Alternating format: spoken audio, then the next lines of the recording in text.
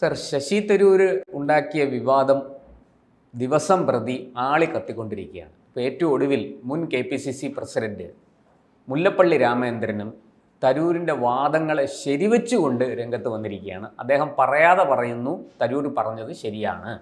അദ്ദേഹം പറഞ്ഞത് ഇതാണ്. മാധ്യമങ്ങളോട് സംസാരിക്കുമ്പോൾ അദ്ദേഹം പറഞ്ഞു, കേരളത്തിൽ ഒരു തുടർഭരണത്തിന് സാധ്യതയുണ്ട്. പിണറായി വിജയൻ്റെ നേതൃത്വത്തിൽ തുടർഭരണം വരാൻ സാധ്യതയുണ്ട്. കോൺഗ്രസ് ഒറ്റക്കെട്ടായി നിന്ന് തെരഞ്ഞെടുപ്പിനെ നേരിട്ടില്ലെങ്കിൽ അത് LDFിൻ്റെ വിജയത്തിന് കാരണമാകും എന്ന രീതിയിലാണ് അദ്ദേഹം പറഞ്ഞിരിക്കുന്നത്. എന്താണ് സാർ, കോൺഗ്രസ് ഒരു പിളർപ്പിലേക്ക് പോവുകയാണ്? പിളർപ്പിലേക്ക് പോയാലും ഇല്ലെങ്കിലും ശശി തരൂർ പറഞ്ഞത് സത്യമാണ്. ആ സത്യം കണക്കിലെടുക്കാതെ കോൺഗ്രസ്സിന് മുന്നോട്ട് പോകാനോ ജയിക്കാനോ കഴിയില്ലെന്നുള്ളതാണ് സത്യം. നമ്മളിത് പലതവണ പറഞ്ഞതാണ്. കോൺഗ്രസിൻ്റേതായിട്ട് കിട്ടുന്നത് 27% വോട്ടാണ്. വളരെ വസ്തുതാപരമായ കണക്കായി കണക്കായിട്ട് തന്നെ ശശി തരൂർ പറഞ്ഞു. അതാണ് അതിലെ പ്രധാന പോയിന്റ്. ഞാൻ കോൺഗ്രസ് വിടുമോ ഇല്ലേ എന്നുള്ളതല്ല. അതിലെ ഏറ്റവും പിൻ പോയിന്റ് എന്ന് പറയുന്നത് ഇതാണ്. 27% വോട്ടാണ് കിട്ടുന്നത്. അതുകൊണ്ട് ജയിക്കാൻ പറ്റില്ല. അതിൻ്റെ കൂടെ ഒരു 8% വോട്ടും കൂടി വേണം. ആ 8% എവിടെ നിന്ന് കിട്ടും? അതിന് ഒരു മുഴുവൻ സമയ രാഷ്ട്രീയക്കാരനല്ലാത്ത ആൾക്കാരുടെയും കൂടി വോട്ട് വേണം. യുവതലമുറ, അതുപോലെ തന്നെ പാർട്ടിയിൽപ്പെടാത്ത ആളുകൾ. കേരളത്തിൻ്റെ വികസനം ആവശ്യമാണ്. രാഷ്ട്രീയമായിട്ടുള്ള അങ്ങോട്ടും ഇങ്ങോട്ടുമുള്ള ചെളിവാരി ഏറുകൾ മാത്രമല്ല രാഷ്ട്രീയമെന്ന് വിശ്വസിക്കുന്ന ആൾക്കാർ. അങ്ങനെ നിഷ്പക്ഷമതികളായിട്ടുള്ള നിശബ്ദ മഹാഭൂരിപക്ഷം. ആ അവരുടെ ഒരു 8% വോട്ടും കൂടെ ഉണ്ടെങ്കിലേ ജയിക്കാൻ പറ്റൂ. സത്യമാണ് പറഞ്ഞത്. ഇവിടെ മുഖ്യമന്ത്രിമാരാവാൻ നടക്കുന്ന രമേശ് ചെന്നിത്തലയും പ്രധാനമായിട്ടും VD സതീശനും ഒക്കെ തന്നെ രാഷ്ട്രീയ ജീവികളാണ്. രാഷ്ട്രീയം മാത്രമേ പറയൂ, എപ്പോഴും എതിർത്തുകൊണ്ടിരിക്കുന്ന. അങ്ങനെ അവർക്ക് മാക്സിമം കിട്ടുന്നതാണ് 27%. അപ്പോൾ അതിനൊപ്പം ഒരു 8% വോട്ട് വേണം. അത് താൻ വിചാരിച്ചാൽ കിട്ടുമെന്നാണ് അദ്ദേഹം പറഞ്ഞത്. അല്ല, താൻ മുഖ്യമന്ത്രിയാവണമെന്ന് അദ്ദേഹം പറഞ്ഞിട്ടില്ല. പലരും തന്നോട് പറയുന്നുണ്ട്. ഈ വെസ്റ്റേണൈസ്ഡ് എഡ്യൂക്കേഷനുള്ള ആൾക്കാരൊക്കെ തുറന്നു പറയും കാര്യങ്ങൾ. ഉള്ളിൽ ഒന്നു ഒളിച്ചിട്ട് മറ്റൊന്ന് പുറത്തു പറയുക. അതാണ് നമ്മുടെ ഈ VD സതീശനും രമേശ് ചെന്നിത്തലയൊക്കെ പ്രാക്ടീസ് ചെയ്തുകൊണ്ടിരിക്കുന്നത്. RSSനോട് രമേശ് ചെന്നിത്തലയ്ക്ക് ഒരു ആഭിമുഖ്യമുണ്ട്. RSS എന്ന് പറയുന്ന ഫാഷിസ്റ്റ് കമ്മ്യൂണൽ ഫോഴ്സുകളാണ് എന്ന് അദ്ദേഹം പറഞ്ഞു കളയും പുറത്ത്.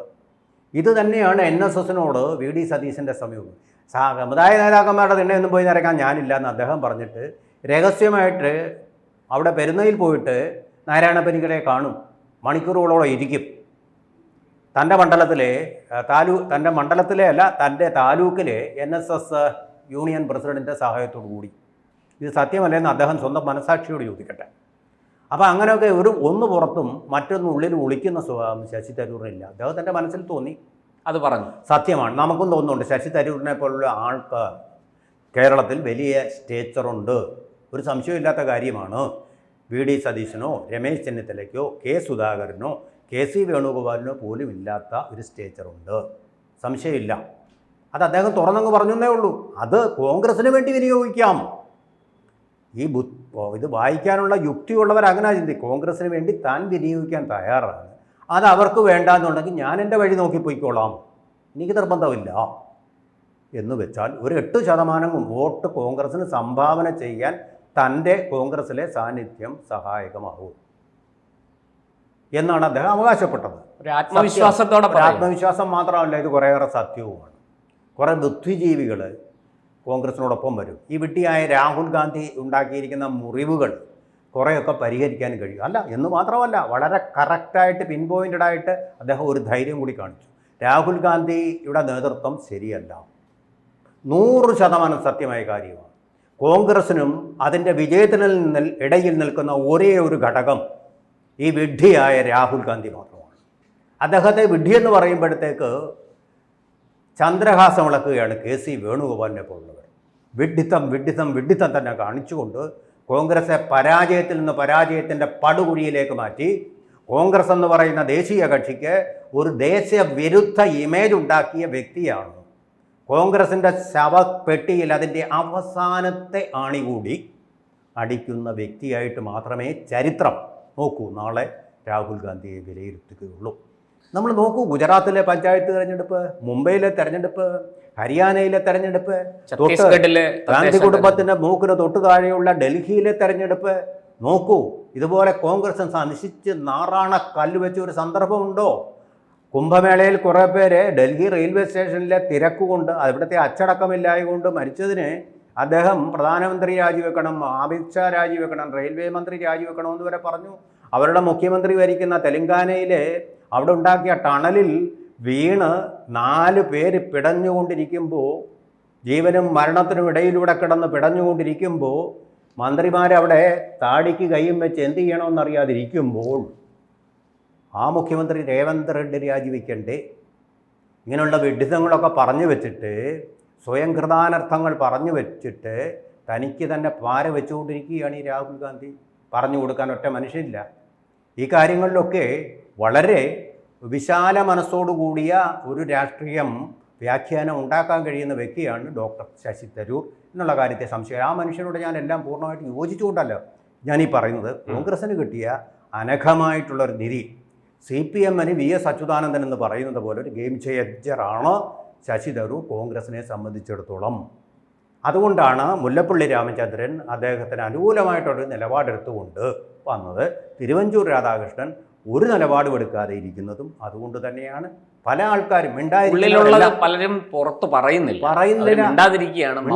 കാരണം അവർ പൊളിറ്റിക്കൽ സ്റ്റഡി നടത്തിയിട്ടുണ്ട് സാർ. അതുകൊണ്ടാണ് ഞാൻ ആവർത്തിക്കുന്നത്, കോൺഗ്രസ് പിളരാൻ സാധ്യതയുണ്ടോ? കോൺഗ്രസ് പിളരുകയല്ല. ഇപ്പോൾ വരാൻ പോകുന്ന ഒരു സെനാറിയോ എന്ന് പറയുന്നത് നമ്മളിപ്പോൾ വ്യക്തമായിട്ട് മനസ്സിലാക്കുന്നത്, ശശി തരൂർ സ്വന്തമായിട്ടൊരു പാർട്ടി അങ്ങ് രൂപവൽക്കരിക്കും. ഈ പറഞ്ഞാൽ 27 കൂടാതെ 8% ഉണ്ടാക്കാൻ തനിക്ക് കഴിവുണ്ടെന്നും ആ 8% മതി. ആ 8% അവിടെ വരുമ്പോൾ എന്താ സംഭവിക്കുന്നതെന്നറിയാമോ? തുടർ ഭരണം തന്നെ വരും. LDF തുടർ ഭരണം തന്നെ വരികയാണെങ്കിൽ മുസ്ലിം ലീഗിന് അങ്ങോട്ട് പോകുന്നതിന് ഒരു വിരോധമില്ല. കാരണം ഈ മുങ്ങുന്ന കപ്പലിൽ നിന്നിട്ട് കാര്യമില്ല. ഇന്ന് മാത്രമല്ല, അരനാഴിക നേരം പോലും അധികാരത്തിന് പുറത്തിനി അവർക്ക് തുടരാൻ പറ്റില്ല. വർഗീയ ശക്തികൾ, മതമൗലിക ജമായത്തെ ഇസ്ലാമി പോലുള്ള സംഘടനകൾ ശക്തി ഉറപ്പിച്ചു വരും. ഭയങ്കര കോമ്പറ്റീഷൻ അവർ നേരിടുന്നത്. അവരെ കുറ്റം പറഞ്ഞിട്ട് കാര്യമില്ല. പിടിച്ചു നിൽക്കണമെങ്കിൽ നിലപാടുതറ മാറ്റേണ്ട ഒരു അവസരത്തിലേക്ക് അന്നേരം പോകും. ഇപ്പോൾ ഈ ശശി തരൂരിനെ പ്രകോപിപ്പിച്ചാൽ സംഭവിക്കുന്നത് അതുതന്നെയായിരിക്കും സംഭവിക്കുന്നത് എന്നുള്ള കാര്യത്തിൽ യാതൊരു വിധമായിട്ടുള്ള സംശയമില്ല. ഇത് മനസ്സിലാക്കാത്ത ആൾക്കാർ കോൺഗ്രസ്സുകാർ മാത്രമാണ്. തങ്ങളുടെ ആ അസ്തിത്വം തിരിച്ചറിയുന്നില്ല. തങ്ങളെ കപ്പടാ മീശയും വെച്ചുകൊണ്ട് നടക്കുന്ന ചില പഴയ തറവാടികളുണ്ടല്ലോ, കൊമ്പൻ വീശയുടെ തണ്ടുമായിട്ട് നടക്കുന്ന, അല്ലെങ്കിൽ എൻ്റെ ഉപ്പാപ്പയ്ക്ക് ഉണ്ടായിരുന്നു എന്ന് പറയുന്ന ബഷീറിൻ്റെ കഥാപാത്രം പോലെ പഴയ പ്രതാപങ്ങളിലൊക്കെ അഭിരമിച്ചു കൊണ്ടിരിക്കുകയാണ് കോൺഗ്രസ്. ഇന്നത്തെ സ്ഥിതി മനസ്സിലാക്കുന്നില്ല. കാലിനടിയിൽ നിന്ന് മണ്ണൊളിച്ചു പോയത് അവരറിയുന്നില്ല. താഴോട്ട് നോക്കുന്നില്ല. ആകാശങ്ങളിലേക്ക്, അധികാരത്തിൻ്റെ സീമകളിലേക്കാണ് അവരുടെ കണ്ണുകൾ പായിക്കുന്നത്. അതുകൊണ്ടാണ് ഇവിടെ പ്രശ്നം ഉണ്ടാകുന്നത്. ശശി തരൂർ അത് നേരായ വിധം കണ്ടു. ഒരു പോഡ്കാസ്റ്റിന് വേണ്ടി അദ്ദേഹം പറഞ്ഞത്, ചോദ്യങ്ങൾക്ക് ഉത്തരമാണ് അദ്ദേഹം പറഞ്ഞത്. അല്ല, ഇത് പത്രസമ്മേളനം നടത്തി പറഞ്ഞ കാര്യമൊന്നുമല്ല. സമർത്ഥയായ ഒരു പത്രപ്രവർത്തകർ വിചാരിച്ചാൽ ഇങ്ങനെയുള്ള ഒരു കാര്യങ്ങൾ പുറത്തു കൊണ്ടുവരാൻ പറ്റും. ഈ പോഡ്കാസ്റ്റ് പറഞ്ഞത് എപ്പോഴാണെന്നറിയാം? രാഹുൽ ഗാന്ധിയെ കാണുന്നതിന് മുമ്പ് പറഞ്ഞ കാര്യങ്ങളായത്. പബ്ലിഷ് ചെയ്ത് വന്നു ഇപ്പോഴാണെന്നേ ഉള്ളൂ. പത്രം അത് ഒരു മാർക്കറ്റിംഗ് സ്ട്രാറ്റജിയായിട്ട് ഉപയോഗിച്ചു. അതാണ് പത്രത്തിൻ്റെ ഒരു വിജയമാണത്. ഇന്ത്യൻ എക്സ്പ്രസ് പത്രത്തിൻ്റെ ഒരു വിജയമാണത്. ഞാനും അവിടെ ഇരുന്നിട്ടുള്ള ആളാണല്ലോ. ഇത് പത്രപ്രവർത്തകരെല്ലാം പ്രവർത്തിക്കുന്നത് ഇങ്ങനെയാണ്. നമുക്ക് അങ്ങനെയാണല്ലോ ജോൺ ലൂക്കോസ്, പി ഗോവിന്ദപിള്ളയെ മാർക്സിസ്റ്റ് പാർട്ടിയുടെ സംസ്ഥാന കമ്മിറ്റിയിൽ നിന്ന് പുറത്താക്കിയത്. അവർക്ക് അവരുടെ മാർക്കറ്റിംഗ് ആ പ്രശ്നം. പി ഗോവിന്ദപിള്ളയുടെയോ അല്ലെങ്കിൽ ശശി തരൂരിൻ്റെയോ ഭാവിയല്ല പ്രശ്നം. ഇത് മനസ്സിലാക്കാതെ പത്രക്കാർ ചുമ്മാതെ അദ്ദേഹം പറഞ്ഞതിനകത്ത് നിന്ന് ഒരു പോയിൻ്റ് എടുത്ത് വെച്ചിട്ട് അങ്ങ് വീശിയേക്കുക. അദ്ദേഹം കോൺഗ്രസിൻ്റെ നന്മയ്ക്ക് വേണ്ടിയാണ് പറഞ്ഞിട്ടുള്ളതല്ല, സത്യസന്ധമായിട്ട് പറഞ്ഞിട്ടുള്ളതല്ല. അത് തിരിച്ചറിയാൻ കോൺഗ്രസിന് പറ്റുന്നില്ല എന്നുള്ളതൊരു സത്യമാണ്. കോൺഗ്രസിൻ്റെ ക്രെഡിബിലിറ്റി ഉയർത്തുന്ന കാര്യങ്ങളാണ് അദ്ദേഹം വ്യവസായ നയത്തെപ്പറ്റി പറഞ്ഞതും. നമ്മളെല്ലാത്തിനും ഇങ്ങനെ നിർത്താൻ നമ്മുടെ ക്രെഡിബിലിറ്റി പോവില്ലേ? അഴിമതിക്കാരനാണ് മോദി എന്ന് പറഞ്ഞ രാഹുൽ ഗാന്ധിയുടെ ക്രെഡിബിലിറ്റി പോയില്ലേ? നശിപ്പിച്ച് നാറാണക്കല്ല് ഇലക്ഷൻ കമ്മീഷന് പറഞ്ഞതെല്ലാം പൊട്ടിപ്പോയില്ലേ? ഒളിഞ്ഞുപോയി. ഒന്നിനും ക്രെഡിബിലിറ്റി നഷ്ടപ്പെട്ടില്ലേ? കോൺഗ്രസിനെ അത് ബാധിച്ചോ? വ്യാജ ആരോപണങ്ങൾ എന്നുള്ള ഒരു ഇതിലേക്കാണ് അത് എത്തി നിൽക്കുന്നത് എന്ന് പറയുന്ന പോലാണ്. ഇപ്പം നിങ്ങൾ വൈതാളിക ഭാവം പൂണ്ട് ശശി തരൂരിന് നേരെ പ്രവർത്തിച്ചാൽ നിങ്ങൾക്ക് തന്നെയാണ് കുഴപ്പമുണ്ടാവുക. ശശി തരൂരിന് ഒരു കുഴപ്പമില്ല. അദ്ദേഹത്തിന് കോടികൾ കിട്ടാനുള്ളത് കിട്ടും. അദ്ദേഹത്തിന് ഇൻ്റർനാഷണൽ ടോക്സ് വിദേശ രാജ്യങ്ങളിൽ രാഹുൽ ഗാന്ധിയെ പോലെ സാമ്പിത്രോടെ അറേഞ്ച് ചെയ്തു വെച്ച മീറ്റിംഗ് ഒന്നും വേണ്ട. അല്ലാതെ തന്നെ ലോകത്തിൻ്റെ പല ഭാഗത്തുനിന്നും ഇങ്ങനെ പ്രഭാഷണം നടത്താൻ അദ്ദേഹത്തിന് വിളിക്കുന്നുണ്ട്. അവിടുന്ന് കോടിക്കണക്കിന് രൂപയാണ് പ്രതിഫലം കിട്ടുന്നത്. സുകുമാർ അഴീക്കോടനോടെ പോലെ ചോദിച്ചു വാങ്ങേണ്ട ആവശ്യമില്ല.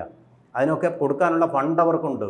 അത് വാങ്ങിച്ചുകൊണ്ട് അദ്ദേഹത്തിന് പോരാ. അതുകൊണ്ട് സുഖമായിട്ട് ജീവിക്കാം. രാജകുമാരനായിട്ട് തന്നെ ജീവിക്കാം. നമ്മളൊന്ന് ആലോചിച്ച് നോക്കുക, നമ്മൾ കോൺഗ്രസ്സുകാരല്ല. ശശി തരൂർ എന്ന് പറയുന്ന ആൾ കോൺഗ്രസിൻ്റെ മുഖ്യമന്ത്രിയായിട്ട് വന്നാൽ നമ്മൾ ഇപ്പോൾ പ്രശാന്ത് സ്വാഗതം ചെയ്യുമോ ഇല്ലയോ? പ്രശാന്തും കോൺഗ്രസ്സുകാരൻ, അദ്ദേഹം ഒരു അറിവുള്ള ആളാണ്. ആളായതുകൊണ്ട് നമ്മൾ സ്വാഗതം ചെയ്യില്ല. അത് തന്നെയാണ് ശരാശരി കേരളീയൻ അദ്ദേഹത്തെ സ്വാഗതം ചെയ്യും. ഇത് തന്നെയാണ് അതിനുത്തരം. കൂടുതൽ വാർത്തകളും വിശേഷങ്ങളും നിങ്ങളിലേക്ക് എത്താൻ ABC മലയാളം സബ്സ്ക്രൈബ് ചെയ്യുക, ബെൽ ബട്ടണും അമർത്തുക.